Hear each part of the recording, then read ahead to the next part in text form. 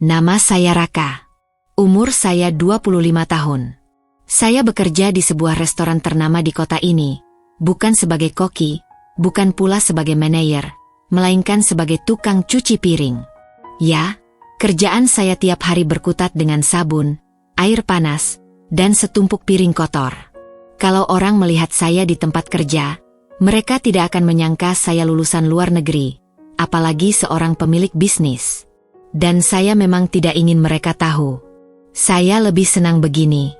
Menyatu dengan dapur, dengan suara hiruk-pikuk pesanan, dan peluh yang keluar dari tenaga kerja tulus. Bukan untuk menyiksa diri, bukan pula untuk drama. Saya hanya ingin mengerti bisnis saya dari dasar yang paling rendah. Di luar pekerjaan, saya punya satu hobi, menulis jurnal harian. Bukan untuk dibaca orang, tapi untuk mengingat siapa saya, dan mengapa saya memulai semua ini. Termasuk soal Nadia. Nadia adalah pacar saya. Mahasiswi tingkat akhir jurusan komunikasi di salah satu universitas ternama. Dia cantik, cerdas, dan punya ambisi besar. Kami bertemu di perpustakaan 2 tahun lalu, ketika saya menyamar jadi mahasiswa iseng yang pura-pura nyasar ke sana. Hubungan kami tumbuh pelan, tapi manis. Waktu itu, saya merasa dia benar-benar tulus. Namun belakangan, entah mengapa, semua mulai terasa berbeda. Semuanya dimulai pada hari yang tak akan saya lupakan. Hari itu, seperti biasa saya bekerja dari pagi. Restoran sedang ramai, karena akhir pekan selalu menjadi waktu emas bagi bisnis makanan. Saya memakai celemek lusuh dan sarung tangan karet. Tangan saya kering, kulitnya mulai pecah-pecah. Tapi saya tidak peduli. Sampai akhirnya, pintu dapur terbuka lebar. Saya menoleh dan melihat 3 perempuan masuk, sambil tertawa riang. Di antara mereka, berdiri satu sosok yang langsung membuat saya kaget. Nadia. Saya sempat bingung, tapi segera sadar. Hari itu rupanya restoranku sedang jadi lokasi makan siang kelompok kampus Nadia. Mereka sudah reservasi dari jauh-jauh hari. Bagian pemasaran yang mengatur semua itu. Saya tidak ikut campur. Teman-teman Nadia belum melihat saya. Tapi Nadia, wajahnya langsung berubah. Dia tampak kaku. Mungkin dia berharap saya segera menghindar. Tapi saya tidak bisa. Tugas saya belum selesai. Lalu, salah satu temannya, seorang perempuan tinggi dengan rambut dicat pirang, melihat ke arah saya dan menunjuk sambil berkata, Nat, itu bukan cowok lo ya? Nadia langsung panik. Bukan dia. Saya menoleh, dan benar-benar tidak tahu harus bereaksi bagaimana. Yang membuat hati saya nyesek bukan karena Nadia berbohong, tapi karena cara dia mengatakannya, seolah saya adalah aib. Perempuan berambut pirang itu mendekat. Dia memperhatikan saya baik-baik, lalu berkata lantang, "Lah, dia kan bener, Nat. Cowok lo yang sering jemput lo, kan?" Semua mata beralih pada saya. Nadia menunduk. Temannya tertawa. "Gila ya, pacar lo tukang cuci piring." Saya mencoba tersenyum, meski dalam hati terasa seperti disayat. Tidak ada satupun dari mereka yang tahu siapa saya. Dan saya tidak berniat menjelaskan. Salah satu dari mereka berkata, "Lo tuh cantik, Nat. Masa cowok lo kerja ginian?" Saya tidak tahan. Saya tinggalkan sejenak piring-piring itu dan pergi ke sudut dapur. Saya menyeka tangan dan muka saya dengan handuk, mencoba menenangkan diri. Tapi saya tetap dengar mereka tertawa. Mereka mempermalukan saya di depan Nadia. Dan yang paling menyakitkan, Nadia membiarkan itu terjadi. Setelah makan siang selesai, saya tidak kembali ke area cuci piring. Saya naik ke lantai 2, ruang kantor saya yang jarang saya gunakan. Saya duduk dan membuka laptop, menuliskan kejadian itu di jurnal saya. Hati saya penuh sesak. Saya tidak marah. Saya hanya kecewa. Malamnya, saya dan Nadia janjian bertemu. Saya ingin mendengar penjelasannya. Tapi dia hanya berkata, "Maaf ya, Rak. Tadi aku nggak tahu kamu ada di sana." Saya hanya mengangguk. "Kamu malu ya, punya pacar tukang cuci piring?" Dia diam. Dan diamnya adalah jawaban. Saya tidak bertanya lagi. Saya tidak marah, tidak juga menghakimi. Saya hanya berkata, kalau kamu ingin berhenti, aku bisa terima. Nadia menggeleng pelan. Tapi sejak malam itu, kami tidak lagi seperti dulu. Besoknya, saya kembali bekerja seperti biasa. Tidak ada yang berubah. Dapur tetap panas, piring tetap kotor, dan hidup tetap berjalan. Tapi dalam hati saya tahu, ada sesuatu yang perlahan-lahan menjauh. Hubungan kami yang dulu terasa kuat, kini rapuh seperti kaca. Saya belajar satu hal hari itu. Manusia bisa berubah hanya karena pandangan orang lain. Dan kadang, cinta diuji bukan oleh jarak atau waktu, tapi oleh gengsi dan rasa malu. Tapi saya tidak akan berhenti. Saya tetap akan cuci piring, tetap akan mencatat setiap pengalaman. Karena saya tahu, suatu hari, kebenaran akan muncul. Bukan untuk membalas, tapi untuk memperlihatkan bahwa semua orang berharga, meski hanya tukang cuci piring. Dan itu, baru permulaan dari kisah saya. Setelah kejadian di restoran itu, saya bisa merasakan ada sesuatu yang berubah. Sesuatu yang pelan-pelan menjauh. Seperti suara musik yang makin lama makin sayup lalu hilang begitu saja. Nadia tak lagi sering mengirim pesan seperti dulu. Ia juga mulai lama membalas. Kalau saya telepon, jawabnya singkat. Kadang malah tak diangkat sama sekali. Awalnya saya berusaha maklum. Mungkin dia sibuk kuliah, skripsi, tugas kelompok, atau kegiatan kampus yang padat. Tapi itu hanya alasan yang saya ciptakan sendiri untuk menghibur hati. Karena yang sebenarnya terjadi, Nadia mulai malu. Dia tak lagi memamerkan foto berdua. Tak lagi menyebut nama saya di media sosialnya. Pernah suatu waktu saya melihat story Instagramnya. Dia makan di kafe dengan teman-temannya. Salah satu temannya bertanya, "Pacar lo mana, Nat?" Nadia hanya tertawa. "Lagi sibuk," jawabnya ringan. Lalu cepat-cepat mengalihkan topik. Saya duduk di pojok kamar, memandangi layar ponsel saya yang hening. Tidak ada pesan, tidak ada panggilan. Padahal dulu, dia selalu cerewet, selalu punya cerita, selalu bertanya apakah saya sudah makan atau belum. Kini, seolah-olah saya hanya figuran yang tak penting lagi. Puncaknya terjadi ketika saya datang menjemputnya di kampus. Hari itu hujan turun rintik-rintik. Saya bawa payung. Saya tahu jam kelasnya selesai.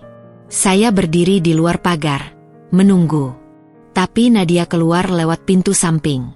Saya melihatnya dari jauh, naik ke mobil temannya. Dia tidak melihat saya, atau sengaja tidak melihat. Malamnya, saya bertanya lewat pesan. "Raka, kamu tadi pulang sama siapa? Aku tungguin." "Loh," jawabannya datang 2 jam kemudian. "Nadia, maaf, Rak. Tadi buru-buru, ada rapat dadakan." Saya tidak membalas. Saya tidak ingin debat. Tapi saya tahu, ada yang sedang dia hindari. Dan saya rasa, itu adalah saya. Minggu berikutnya, saya ajak dia bertemu. Saya bilang, "Makan malam, ya? Gantian aku yang traktir." Nadia menjawab, "Nggak bisa. Mama ngajak ke acara keluarga." Saya mencoba lagi seminggu kemudian. "Jalan sebentar, deh. Nggak usah lama-lama." Dia bilang, "Aku capek, Rak. Bisa besok aja." Tapi besok tak pernah datang. Saya mulai mengerti. Nadia bukan hanya sedang menjauh. Ia sedang menyembunyikan saya dari dunianya. Ia sedang mencoba melepaskan saya tanpa harus menyakiti secara langsung. Dan kadang, sikap diam lebih menyakitkan dari kata-kata. Saya tahu keluarga Nadia berasal dari lingkungan berada. Ibunya dikenal aktif di komunitas sosial kampus, ayahnya pebisnis sukses. Mereka terbiasa bertemu dengan orang-orang berjas dan berdasi. Saya, dengan celemek dan sabun, jelas bukan pemandangan ideal untuk mereka. Suatu malam, saya nekat bertanya langsung, "Nat, kamu malu sama aku?" Dia lama tidak menjawab. Lalu, dengan suara yang pelan, Hampir seperti bisikan, dia berkata, "Nggak malu, cuma susah aja ngejelasin ke teman-teman." "Susah ngejelasin bagian mananya?" "Ya, pekerjaan kamu." Saya mengangguk, tidak marah, hanya diam. Kadang, jawaban yang kita cari bukan untuk memberi solusi, tapi untuk meyakinkan bahwa dugaan kita benar. Sejak malam itu, saya berhenti mengajak Nadia bertemu. Saya juga tak lagi bertanya-tanya. Hubungan kami seperti rumah yang tak pernah selesai dibangun. Kini dindingnya mulai retak, fondasinya goyah, dan tak ada yang berusaha memperbaiki. Saya kembali tenggelam dalam pekerjaan. Dapur jadi tempat saya melarikan diri. Setiap piring kotor yang saya cuci, seperti menghapus sedikit demi sedikit kekecewaan dalam hati. Saya kembali rajin menulis jurnal. Kadang, saya menulis tentang Nadia. Kadang, saya menulis tentang mimpi-mimpi yang dulu kami bicarakan. Ada satu catatan yang saya ingat betul. Cinta bukan soal seberapa mewah makan malam kita, tapi seberapa tulus kita duduk bersama, walau hanya dengan sebungkus nasi goreng di pinggir jalan. Tapi kalau gengsi lebih penting dari itu, mungkin kita tidak sedang bicara tentang cinta. Saya masih mencintainya, tapi saya tahu, cinta tak cukup jika hanya satu pihak yang berjuang. Saya ingin dia bangga dengan siapa saya, bukan dengan apa yang saya punya. Suatu malam, saya melihat akun media sosial Nadia. Dia memposting foto bersama teman-temannya di acara kampus. Semua terlihat bahagia. Komentar-komentar masuk. "Wah, calon presenter nih. Keren banget bajunya, Nat." Tapi tak ada jejak saya di sana. Tak ada satupun. Seolah-olah saya tak pernah ada. Itulah malam di mana saya akhirnya menerima. Nadia perlahan-lahan meninggalkan saya. Bukan karena saya menyakitinya, tapi karena dia takut disakiti oleh pandangan orang lain. Saya tidak menyalahkannya. Mungkin memang saya yang tidak cocok untuk dunia dia. Atau mungkin, dunia dia yang belum siap menerima seseorang seperti saya. Tapi saya yakin satu hal. Harga diri seseorang tidak bisa ditentukan dari pekerjaan yang dia lakukan. Karena kehormatan sejati lahir dari kerja keras, bukan dari pujian semu. Dan bila cinta harus gugur karena malu memperkenalkan siapa kita sebenarnya, maka cinta itu tak pernah cukup kuat untuk bertahan. Saya menutup jurnal malam itu. Di halaman terakhir, saya menulis, "Jika dia memang untukku, dia akan kembali. Tapi jika tidak, aku akan terus berjalan." Karena cinta yang tulus tidak akan pernah malu pada kenyataan. Hubungan kami benar-benar renggang sekarang. Dari yang dulu saling menunggu kabar setiap pagi, sekarang menjadi dua orang asing yang hanya kadang-kadang bertukar pesan hambar. Tapi konflik sebenarnya belum datang dari Nadia atau saya, melainkan dari ibunya. Saya tahu cepat atau lambat Bu Lilis, ibunya Nadia, akan ikut campur.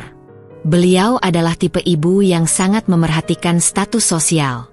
Orang-orang bilang beliau wanita yang pintar bicara, rapi, elegan, dan sedikit keras kepala. Ketika Bu Lilis tahu soal saya, segalanya berubah lebih cepat dari yang saya kira. Saya tidak tahu dari mana beliau mendapatkan informasi tentang pekerjaan saya. Mungkin dari teman-teman Nadia, atau mungkin Nadia sendiri akhirnya mengaku karena terus ditanya.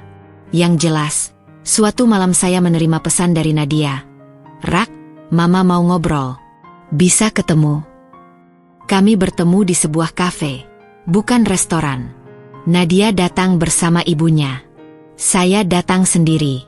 Begitu saya duduk, Bu Lilis langsung menatap saya dari ujung rambut sampai ujung sepatu. Tatapannya tajam, seperti sedang menilai barang dagangan. "Kamu Raka?" Saya tersenyum dan mengangguk. "Iya, Bu." "Kerja di restoran?" "Iya, Bu." "Sebagai?" Saya diam sejenak. "Sebagai staf dapur." "Staf dapur? Maksudnya tukang masak?" "Bukan, Bu. Saya bagian cuci piring." Sejenak, suasana di meja kami sunyi. Hanya suara sendok dan gelas dari meja sebelah yang terdengar. Bu Lilis menghela napas. "Maaf ya, Nak, saya terus terang saja. Saya nggak bisa terima kalau anak saya dekat dengan orang yang pekerjaannya seperti itu. Nadia menunduk. Saya menatap ibu Nadia, masih mencoba tersenyum. Bukan saya merendahkan, lanjutnya, tapi Nadia itu punya masa depan. Dia kuliah di kampus bagus, punya banyak kesempatan. Saya nggak mau dia terjebak dengan orang yang nggak punya prospek. Saya menelan ludah, tapi tetap tenang. Saya mengerti, Bu. Kalau memang serius, kamu harus bisa kasih bukti. Masa depan, penghasilan. Keluarga kami nggak bisa menerima hubungan yang, ya, mohon maaf, levelnya jauh berbeda. Saya hanya menjawab, terima kasih atas kejujurannya, Bu. Kami tak bicara lama. Setelah pertemuan itu, saya tahu betul bahwa Bu Lilis tak akan pernah merestui kami. Dan saya tahu, tekanan dari keluarga lebih kuat daripada janji-janji manis yang pernah Nadia ucapkan. Beberapa hari kemudian, saya melihat Nadia semakin berubah. Ia makin sering menghindar, makin banyak alasan. Bahkan untuk sekadar bertukar pesan pun harus menunggu berjam-jam. Saya bisa merasakan dia mulai menyerah. Sementara itu, omongan mulai beredar di sekitar lingkungan tempat tinggal Nadia. Seorang tetangga yang pernah bekerja di restoran itu mengenali saya. Pacarnya Nadia itu tukang cuci piring. Loh, begitu katanya. Kalimat itu menyebar seperti angin. Menjadi bahan obrolan di arisan, di pos ronda, bahkan di grup WhatsApp keluarga. Nadia jadi sorotan, dan saya jadi lelucon. Tak sedikit yang bilang, cantik-cantik kok pacarnya kayak gitu.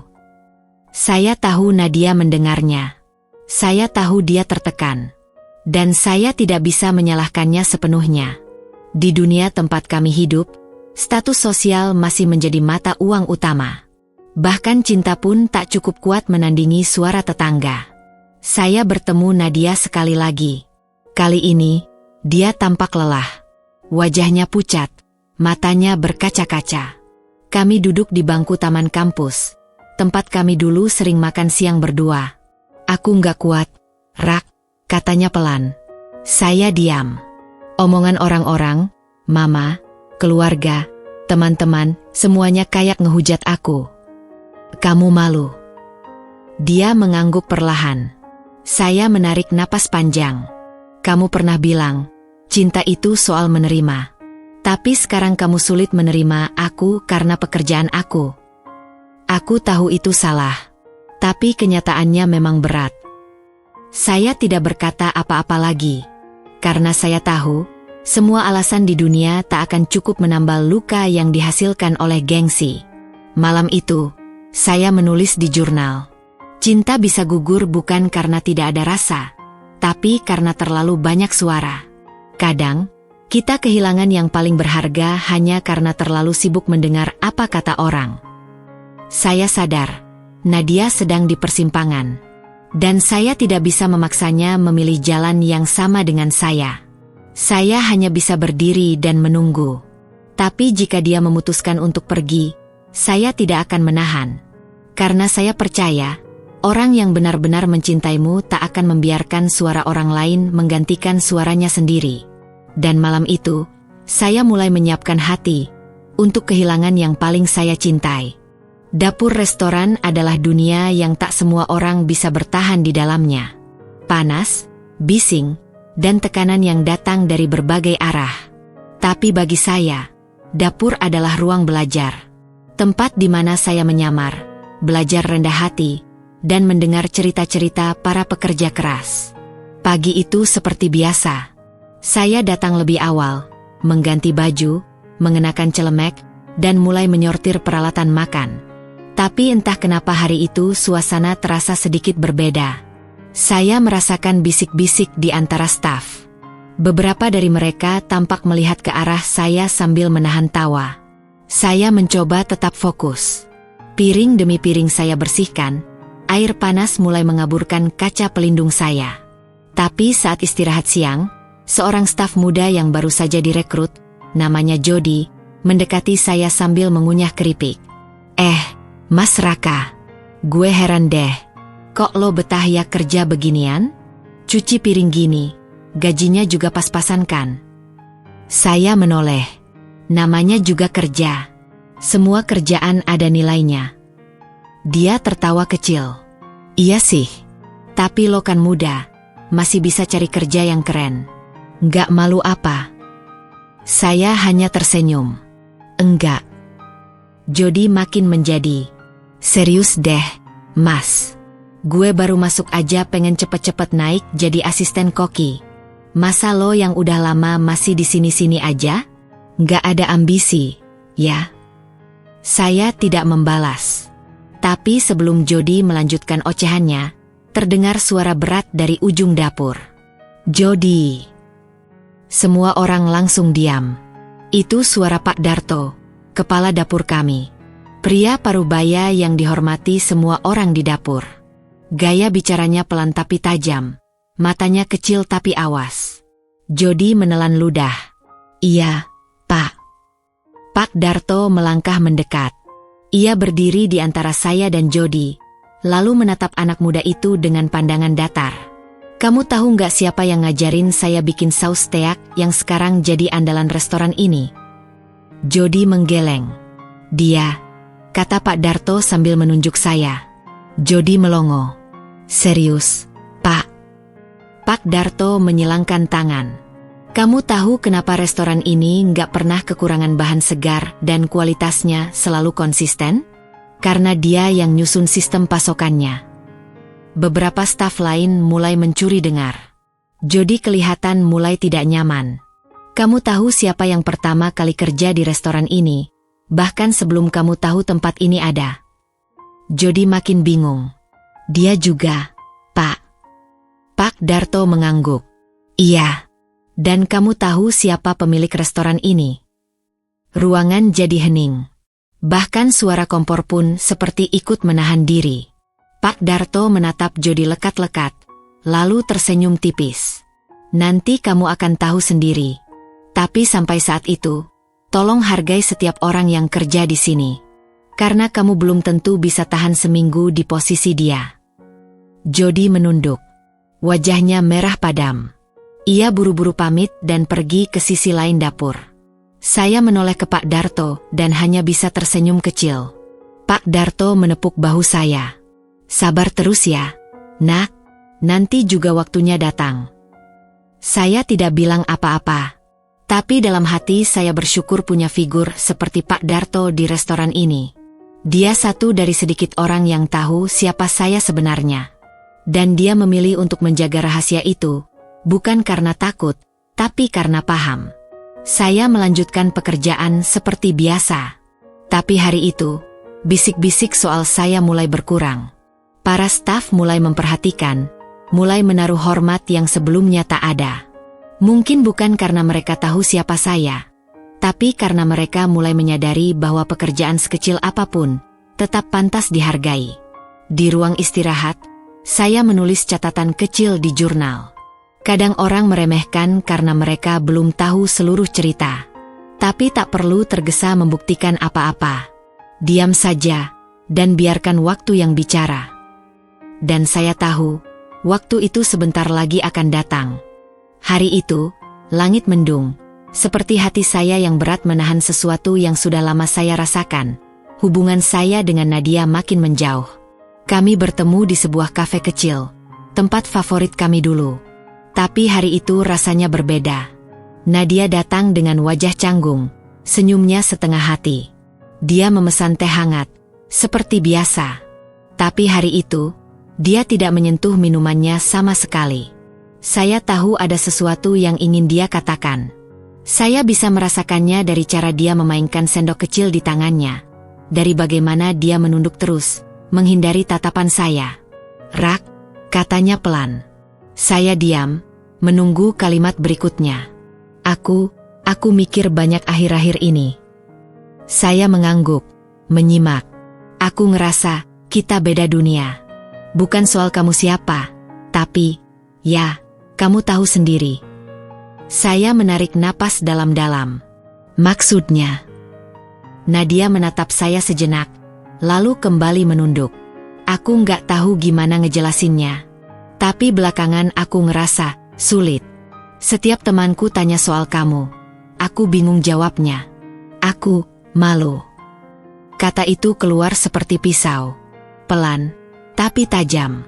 Saya masih diam.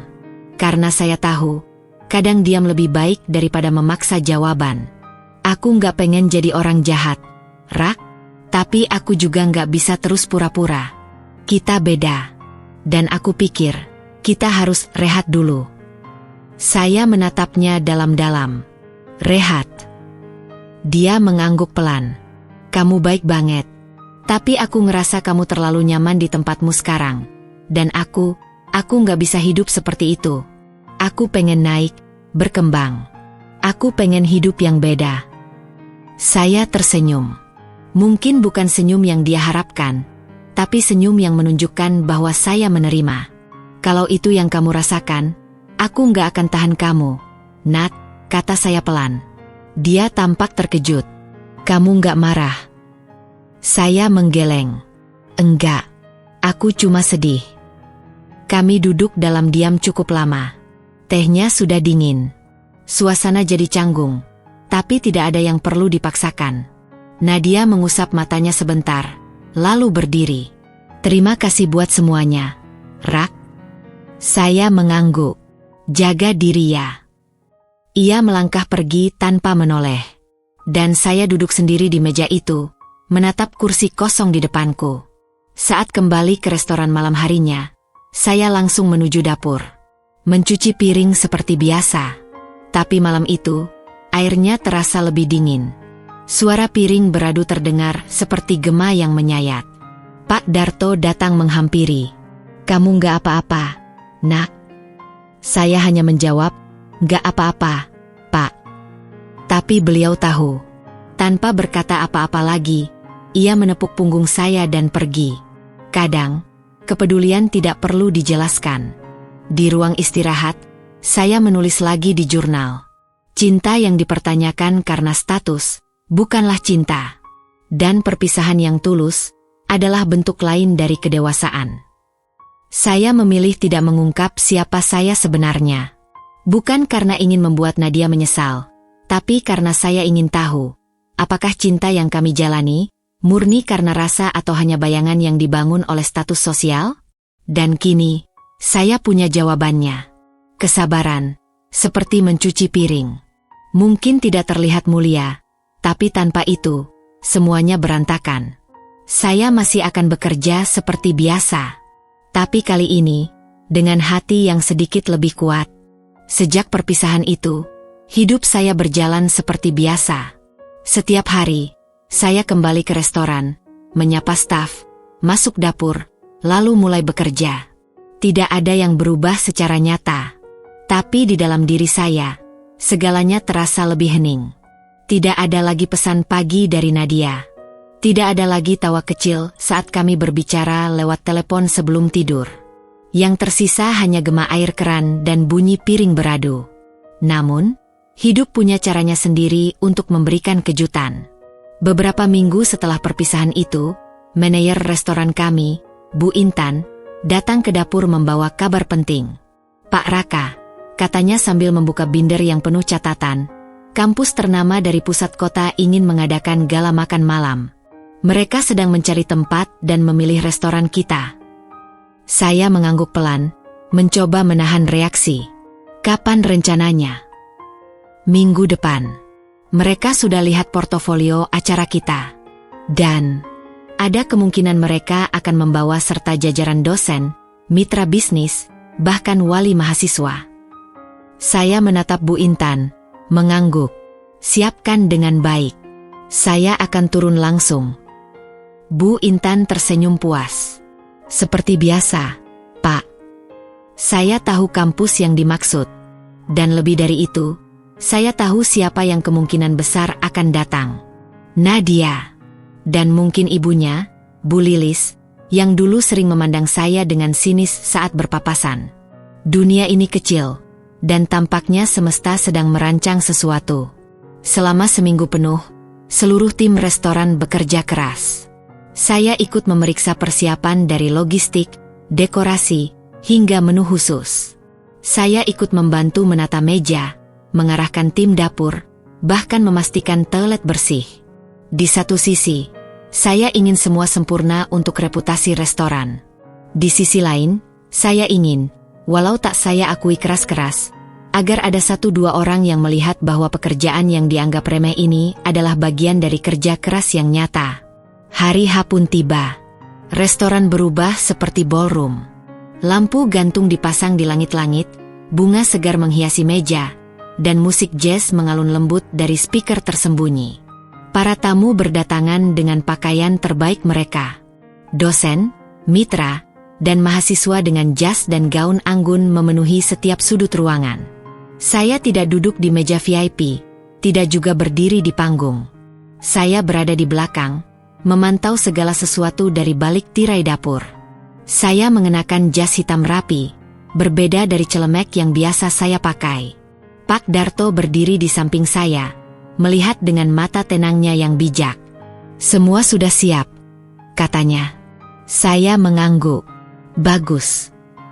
Lalu saya melihat sosok itu masuk. Nadia, dengan gaun biru muda yang sederhana namun elegan, masuk bersama ibunya. Bu Lilis mengenakan kebaya modern berwarna coklat keemasan, rambutnya disanggul rapi. Mereka disambut oleh panitia dari pihak kampus dan langsung diarahkan ke meja utama. Saya tidak tahu harus merasa apa, antara canggung dan sedikit lega. Setidaknya saya tidak perlu menjelaskan apa-apa. Hari ini, semuanya akan berbicara sendiri. Acara dimulai dengan sambutan dari rektor, lalu perwakilan dari mitra bisnis kampus. Mereka berbicara soal kolaborasi, pendidikan, dan pentingnya mendekatkan industri ke dunia akademik. Dan lalu, giliran saya. Pembawa acara berdiri. "Hadirin yang kami hormati, malam ini kita akan mendengar sambutan dari sosok muda yang menginspirasi. Dia adalah pemilik restoran ini, seorang pengusaha muda yang memulai karir dari bawah dan membangun semuanya dengan kerja keras. Mari kita sambut Raka." Saya melangkah ke panggung dengan langkah tenang. Semua mata tertuju pada saya, termasuk Nadia dan ibunya. Saya bisa melihat wajah terkejut mereka dari atas panggung. Mulut Nadia sedikit terbuka. Bu Lilis mengerutkan kening, seolah tidak percaya. Saya berdiri di depan mikrofon, menarik napas sebentar. "Selamat malam, semuanya. Terima kasih sudah hadir di restoran kami. Saya Raka, pemilik sekaligus salah satu pendiri tempat ini." Saya menatap ruangan itu. Diam sesaat. Beberapa dari Anda mungkin pernah melihat saya di dapur. Mungkin bahkan melihat saya mencuci piring. Beberapa orang tertawa kecil, berpikir itu hanya candaan. Tapi itu kenyataan. Saya memulai usaha ini bukan dari modal besar, tapi dari pengalaman dan tekad.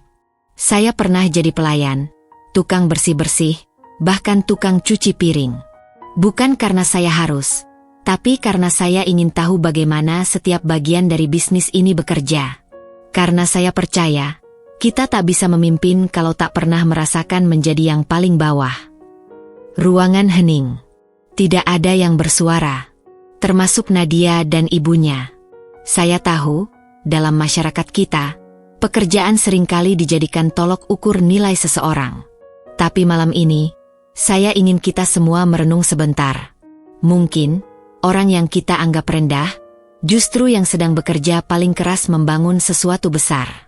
Dan mungkin, yang tampak biasa saja, menyimpan sesuatu yang luar biasa. Saya menutup sambutan saya dengan senyum kecil. Terima kasih. Semoga malam ini bisa jadi awal dari kerjasama yang indah. Tepuk tangan menggema di seluruh ruangan. Tapi yang paling saya rasakan adalah sorot mata dari satu arah. Nadia.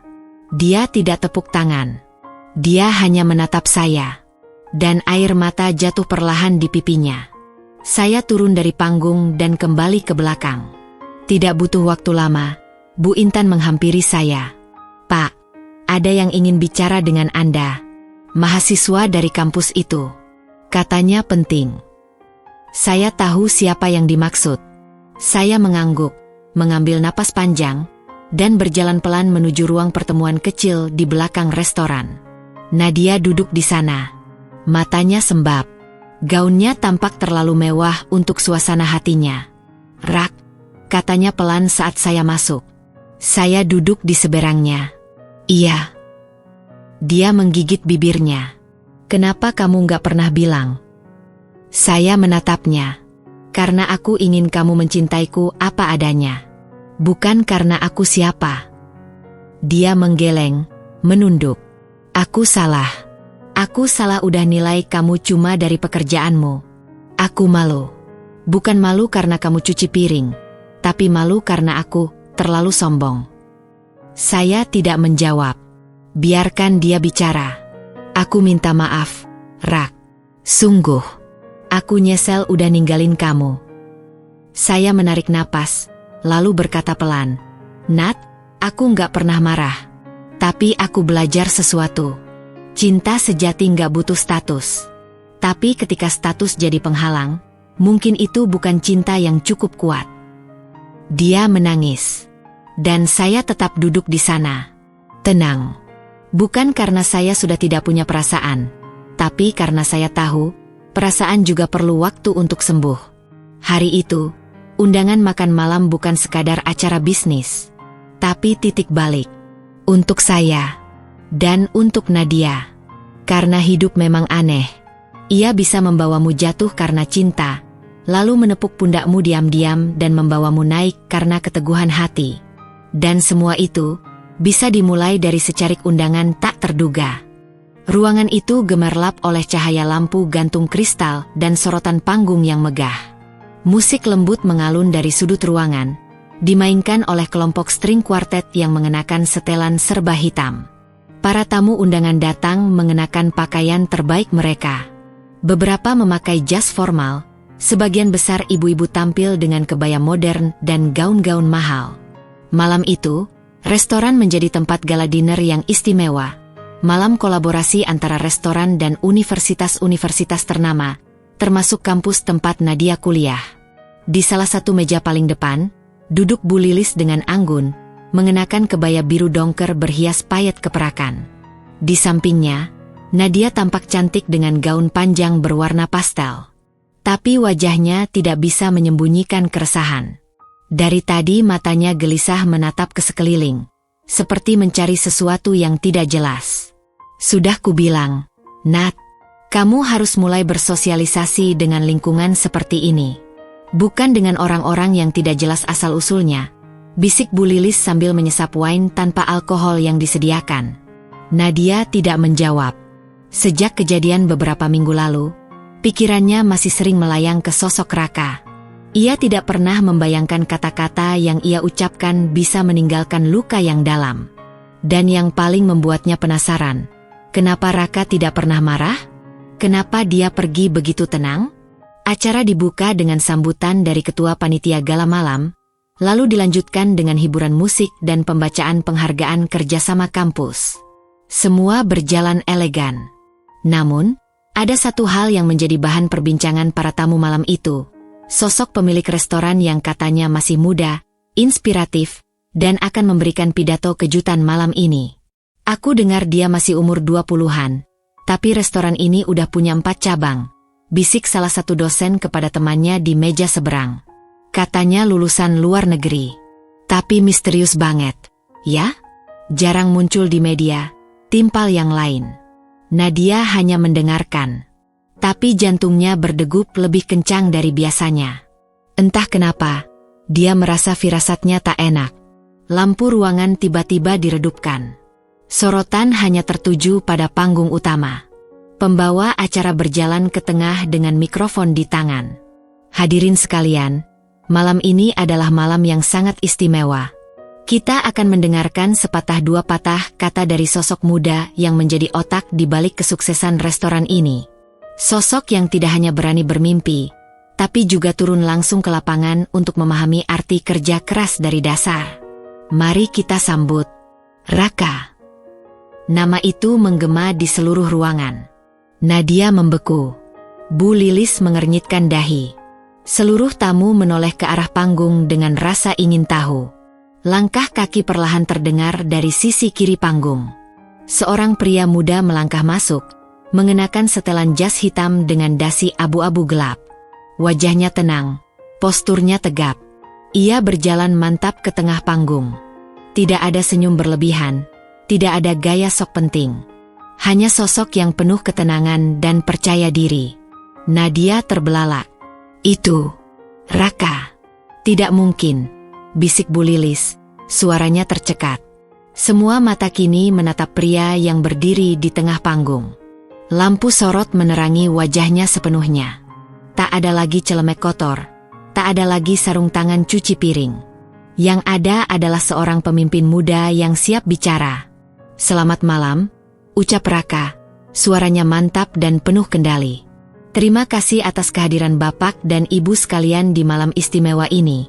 Saya Raka, pendiri sekaligus pemilik restoran ini."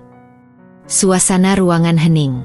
Seolah semua orang berhenti bernapas. Raka melanjutkan, "Mungkin sebagian dari Anda mengenal restoran ini sebagai tempat makan yang nyaman. Tapi bagi saya, ini adalah rumah. Tempat saya belajar, gagal, jatuh, bangkit, dan terus berjuang. Saya tidak memulai bisnis ini dengan modal besar atau koneksi. Saya memulainya dari cuci piring." Beberapa tamu terkesiap. Beberapa lainnya saling bertukar pandang.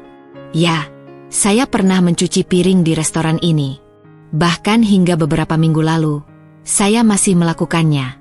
Bukan karena tidak mampu membayar staf, tapi karena saya ingin memahami setiap sisi dari bisnis ini. Dari titik terendah." Nadia menunduk. Tangannya gemetar. Air mata mulai menggenang di sudut matanya. Ia ingat malam ketika ia berbohong di depan teman-temannya. Ingat bagaimana ia menyembunyikan Raka dari ibunya.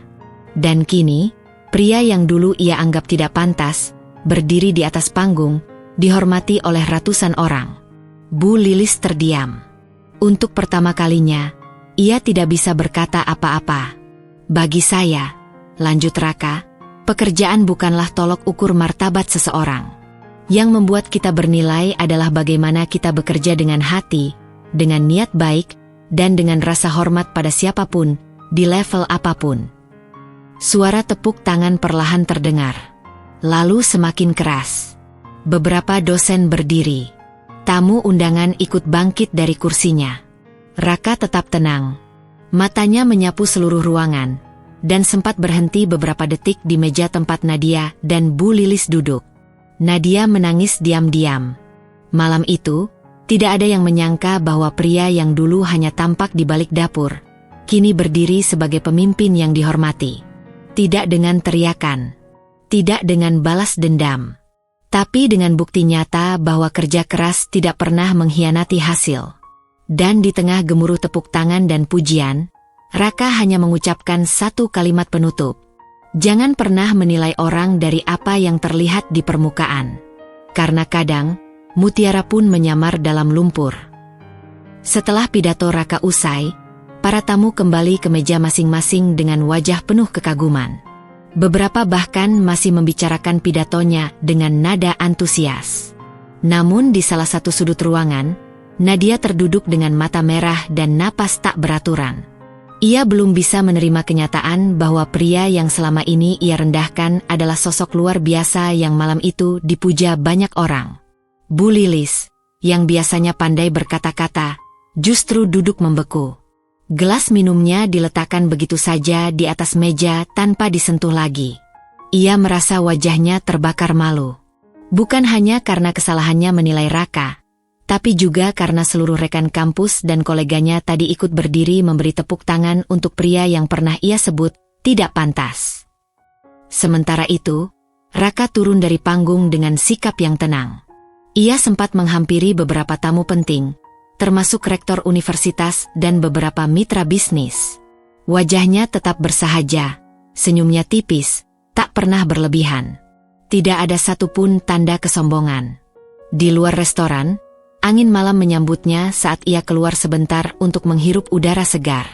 Ia berdiri di balkon lantai 2, memandangi lampu-lampu kota dari kejauhan.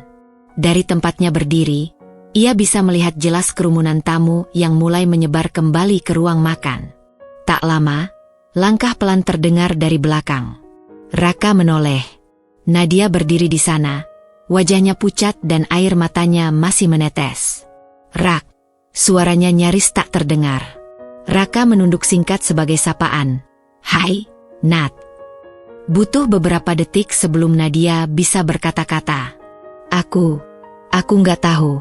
Maksudku, aku nggak pernah menyangka." Raka tidak menanggapi langsung. Ia hanya memandang lampu-lampu kota yang menyala. "Aku pikir kamu cuma..." Raka menyela dengan lembut, "tukang cuci piring." Nadia tertunduk. "Maafkan aku." Raka menoleh, menatap wajah yang dulu sangat ia cintai. "Aku nggak pernah marah padamu, Nat. Tapi aku sedih. Bukan karena kamu malu sama aku, tapi karena kamu mengizinkan orang lain menentukan nilai orang yang kamu sayangi." Nadia menggigit bibirnya. "Aku salah. Aku benar-benar menyesal. Semua yang kamu katakan di atas panggung, itu tamparan buat aku." Raka menarik napas panjang. "Dulu, aku pikir cinta itu cukup untuk menyatukan dua dunia. Tapi ternyata, tidak semua orang siap menerima cinta tanpa syarat." Nadia melangkah lebih dekat. "Tapi aku ingin berubah. Aku ingin memperbaiki semuanya. Aku ingin kembali." Raka tersenyum kecil, tapi senyum itu pahit. "Nat, kamu tahu kenapa aku memilih turun langsung ke dapur, menyamar jadi tukang cuci piring?" Nadia menggeleng.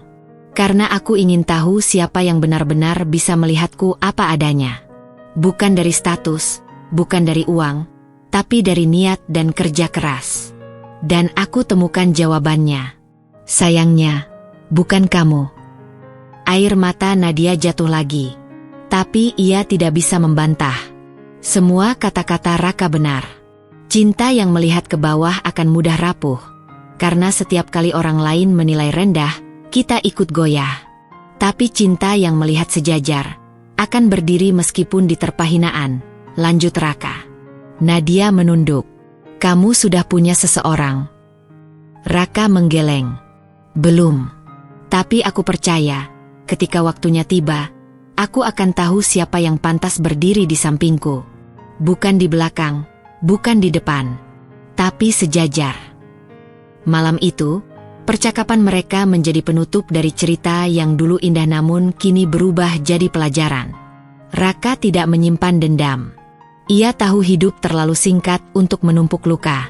Tapi ia juga tahu, tidak semua hal bisa kembali seperti semula.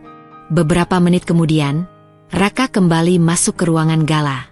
Ia kembali menyapa para tamu, dengan ramah dan rendah hati. Beberapa mahasiswa menghampirinya, meminta foto, bertanya tentang karir dan inspirasinya. Ia menjawab semuanya dengan sabar. Sementara itu, Nadia tetap berdiri di balkon, sendirian. Pikirannya mengulang setiap momen yang telah terjadi. Ia menatap ke arah panggung kosong yang beberapa menit lalu menjadi saksi kebesaran seseorang yang pernah ia abaikan.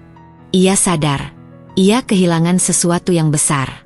Tapi lebih dari itu, ia kehilangan kesempatan untuk menjadi seseorang yang lebih baik bersama seseorang yang sebenarnya luar biasa.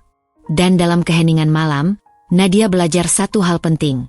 Cinta sejati tidak melihat ke atas atau ke bawah, tapi ke dalam, ke hati, ke ketulusan, ke keberanian mencintai tanpa gengsi. 2 hari setelah malam gala yang mengguncang hatinya, Nadia duduk di bangku taman kampus dengan wajah termenung. Pikirannya masih berputar-putar memutar ulang pidato Raka, wajahnya saat berdiri di atas panggung, dan kata-kata yang meluncur dengan tenang namun menampar kesadarannya. Ia menatap layar ponselnya, membuka kontak Raka, lalu menutupnya kembali. Begitu terus berulang kali, seperti hati yang ragu untuk sekadar menyapa. Ia telah kehilangan seseorang yang sangat berarti. Bukan karena perbedaan status, bukan pula karena perbedaan dunia, tapi karena ia sendiri yang menyerah terlalu cepat. Dan ia tahu, satu-satunya cara untuk sedikit memperbaiki semua itu adalah bertemu langsung dengan Raka dan meminta maaf. Malam itu, Nadia memberanikan diri datang ke restoran Raka. Bukan sebagai tamu gala, bukan juga sebagai kekasih yang malu-malu. Ia datang sebagai seseorang yang bersalah. Restoran tampak lebih tenang malam itu. Musik lembut mengalun, pelayan lalu lalang dengan ramah. Nadia berdiri di pintu, menunggu seseorang menyadari kehadirannya. Tak lama, Pak Darto menghampirinya. "Nona Nadia." Nadia tersenyum ragu. "Pak Darto, selamat malam. Saya ingin bertemu Raka, kalau bisa." Pak Darto menatapnya sejenak, lalu mengangguk pelan. "Tunggu sebentar." Beberapa menit kemudian, Raka muncul dari dapur. Ia mengenakan kemeja putih sederhana, tanpa celemek kali ini. Wajahnya masih sama, tenang dan penuh wibawa. "Hai, Nat," sapanya singkat. Nadia berdiri, mencoba tersenyum, tapi matanya mulai berkaca-kaca. "Raka, aku tahu aku mungkin orang terakhir yang kamu ingin lihat sekarang. Tapi aku kesini bukan untuk mengubah keputusanmu. Aku cuma ingin minta maaf." Raka mempersilakan Nadia duduk di salah satu meja kosong dekat jendela. Mereka duduk berhadapan. Suasana sunyi meski banyak suara di sekeliling. "Aku salah, Rak. Aku menilaimu dari hal paling dangkal. Aku malu dengan statusmu, padahal seharusnya aku malu dengan sikapku sendiri. Aku terlalu sibuk menjaga gengsi sampai lupa bahwa kamu yang paling tulus." Raka tidak langsung menjawab. Ia menatap jendela, melihat lampu jalanan yang menyala tenang. "Nat, aku tidak pernah menyesali perjalananku. Bahkan saat kamu menjauh, aku tetap bersyukur pernah mengenalmu. Tapi yang paling menyakitkan bukan saat kamu pergi, melainkan saat kamu membiarkan orang lain meremehkan aku tanpa sedikit pun membela." Nadia menunduk. "Aku pengecut. Dan aku sadar, tidak pantas mendampingi orang sekuat kamu." "Kamu tidak perlu merendahkan dirimu," ujar Raka pelan. "Semua orang pernah salah. Tapi tidak semua orang mau mengakuinya. Malam itu kamu datang ke balkon dan bicara jujur. Itu sudah cukup buat aku. Tapi aku ingin lebih dari cukup. Aku ingin kembali. Aku ingin memulai lagi, dengan cara yang benar." Raka menghela napas. "Aku menghargai keberanianmu malam ini. Tapi Nat, terkadang kepergian seseorang memang bentuk dari pelajaran terbaik." Nadia terdiam. Kata-kata itu seperti palu yang menghancurkan harapannya, tapi juga memahat kedewasaan dalam dirinya. "Aku ingin kamu bahagia, Nat, dengan siapapun nanti. Tapi bukan aku," lanjut Raka. Tangis Nadia akhirnya pecah. Ia tahu, kalimat itu adalah akhir. Tapi ia juga tahu, akhir yang baik bukan selalu tentang kembali bersama, melainkan saling mengikhlaskan. Sebelum pergi, Nadia berdiri dan berkata, "Terima kasih, Raka, untuk semuanya. Untuk cinta yang kamu beri, dan pelajaran yang kamu tinggalkan." Raka hanya mengangguk, menatap langkah kaki yang semakin menjauh. Ia merasa ringan, bukan karena Nadia pergi, tapi karena ia telah menyelesaikan bab penting dalam hidupnya. Dengan tenang, dengan jujur, tanpa dendam. Di luar restoran, langit tampak lebih luas dari biasanya. Dan di hati Raka, ruang yang dulu dipenuhi luka kini telah berubah menjadi kekuatan baru untuk melangkah lebih jauh. Karena cinta sejati, kadang tidak harus memiliki. Kadang, cinta sejati cukup dengan melepas dan mendoakan dari kejauhan. Pagi itu, halaman depan restoran Raka dipenuhi oleh lalu lalang wartawan. Kamera, mikrofon, dan suara berisik klakson menjadi latar yang tak biasa bagi tempat yang biasanya hanya riuh oleh aroma masakan dan suara sendok garpu. Nama Raka kini tidak hanya menjadi buah bibir di kalangan bisnis kuliner, tapi juga viral di media sosial dan pemberitaan nasional. Sebuah berita online bahkan memasang judul besar. Dulu dicemooh sebagai tukang cuci piring, kini jadi pengusaha muda sukses. Di dalamnya, terpampang foto Raka sedang berdiri dengan celemek dapur dan satu lagi dengan jas resmi saat gala malam. Namun pagi itu, Raka tetap datang ke restoran seperti biasa. Ia menyapa semua staf, memeriksa dapur, mengecek bahan makanan, dan berbincang sebentar dengan Pak Darto yang menepuk bahunya sambil tersenyum bangga. "Wartawan sudah menunggu di luar, Mas Raka," ujar salah satu staf. Raka mengangguk tenang. Ia tidak pernah memimpikan ketenaran. Baginya, keberhasilan bukanlah untuk dipamerkan, melainkan digunakan untuk menginspirasi. Ia keluar dan menghadapi kerumunan wartawan dengan santai. Kilatan kamera menyambut langkahnya. Salah satu reporter perempuan langsung mengangkat tangan. "Mas Raka, boleh tahu alasan Anda menyamar sebagai tukang cuci piring selama ini?" Raka tersenyum tipis. "Saya ingin tahu bagaimana usaha saya dilihat dari bawah. Saya percaya, sebelum memimpin orang lain, saya harus bisa merasakan bagaimana rasanya jadi mereka. Kalau saya tidak bisa berdiri di samping mereka di dapur, saya tidak pantas duduk di balik meja direksi." Beberapa wartawan mencatat cepat. Mikrofon kembali diarahkan. "Apakah Anda merasa dendam atau ingin membalas orang-orang yang dulu meremehkan Anda?" Raka menggeleng pelan. "Saya tidak melihat ke belakang untuk mencari alasan balas dendam. Saya melihat ke belakang hanya untuk memastikan saya tetap bersyukur. Orang yang paling rendah hatinya adalah mereka yang ingat bagaimana rasanya berjuang dari nol." Seorang wartawan lain bertanya, "Apakah rumor tentang kisah cinta Anda yang berakhir karena status sosial itu benar?" Pertanyaan itu membuat suasana sedikit hening. Raka menarik napas sebentar. "Benar," jawabnya jujur. "Tapi kisah itu sudah selesai. Saya belajar banyak dari pengalaman itu. Dan saya berharap siapapun yang pernah menjadi bagian dari cerita hidup saya, juga tumbuh menjadi versi terbaik dari dirinya." Jawaban itu menuai decak kagum. Tidak ada nada menyindir, tidak ada nada menyalahkan. Semua disampaikan dengan kepala tegak dan hati lapang. Setelah sesi tanya jawab, Raka kembali ke dalam restoran. Ia kembali bekerja seperti biasa, tidak membiarkan sorotan kamera mengubah jati dirinya. Ia tahu, ketenaran hanya sementara. Tapi ketulusan dan kerja keras adalah yang akan bertahan. Sementara itu, di sudut lain kota, Nadia duduk di depan layar laptopnya. Ia sedang menulis sebuah esai untuk tugas akhir kuliah, tentang persepsi dan kenyataan dalam menilai orang. Ia menuliskan, "Aku pernah berpikir bahwa status dan penampilan adalah segalanya. Tapi hari ini, aku tahu bahwa yang paling menentukan adalah integritas. Aku belajar dari seseorang yang tidak pernah membanggakan hartanya, tapi selalu membagikan semangat dan ketulusannya." Nadia kini menjalani hari-harinya lebih sederhana. Ia memutuskan untuk aktif dalam program sukarelawan kampus, mengajar anak-anak di daerah pinggiran kota. Setiap kali ia mulai merasa lelah, ia mengingat kalimat Raka, "Cinta yang sejajar tidak takut dilihat siapapun." Hubungan mereka memang telah usai, tapi pelajaran dari hubungan itu justru menjadi landasan bagi jalan hidup yang baru. Raka dan Nadia kini berjalan di jalur berbeda, namun keduanya membawa luka yang telah berubah menjadi hikmah. Pada suatu sore, Raka duduk di teras restoran, meminum secangkir teh hangat. Seorang gadis muda, mahasiswa magang di restoran itu, menghampirinya sambil membawa berkas. "Mas Raka, saya sudah rangkum laporan keuangan cabang Surabaya.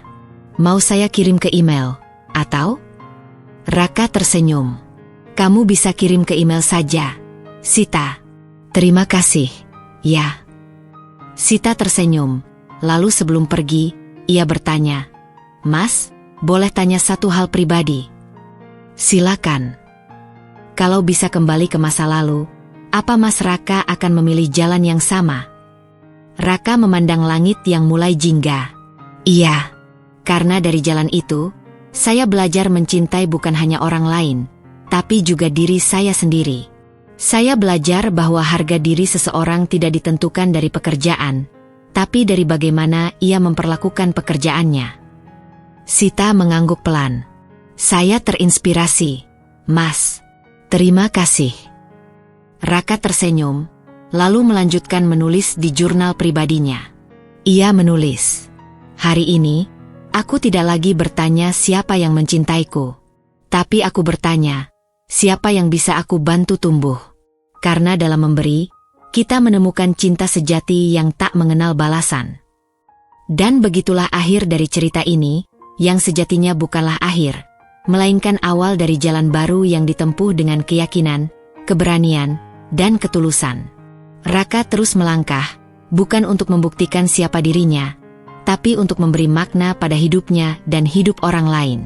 Karena kadang, kisah paling menginspirasi lahir bukan dari kemenangan, tapi dari kesederhanaan hati yang memilih untuk tetap rendah ketika dunia mulai meninggi.